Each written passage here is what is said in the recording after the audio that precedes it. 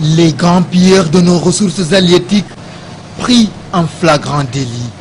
Ils sont toujours là, des bateaux chinois, italiens, coréens ou encore comoriens.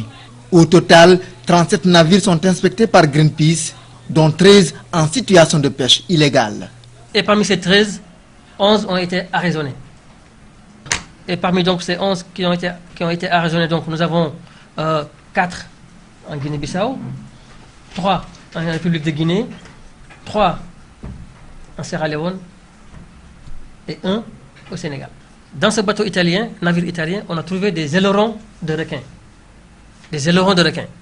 Un arraisonnement rendu possible grâce à Greenpeace et les forces de défense de 4 pays concernés. Cette expédition qui a duré plus de 2 mois en mer a été aussi l'occasion pour les défenseurs de la mer de documenter les pays africains et aussi de sensibiliser les décideurs politiques sur les dangers de la pêche INN qui a d'énormes conséquences économiques et environnementales. On a pu trouver des espèces de poissons de cette taille dans des filets. C'est pas possible. Un filet normal ne peut pas garder un poisson comme ça. Mais ils utilisent des dispositifs, n'est-ce pas, qui obstruent les mailles, de telle sorte qu'aucune espèce, aucun poisson, même un bébé ne peut pas sortir du filet s'il entre. Et ça, c'est illégal. Et c'est une destruction, n'est-ce pas, donc n'est-ce pas, de la ressource.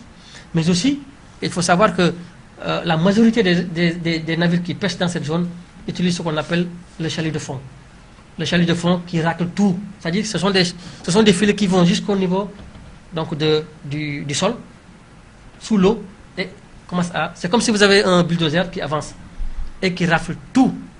Les cailloux, les corails, tout est raflé, les petits, les grands, etc. Donc ça détruit l'habitat marin.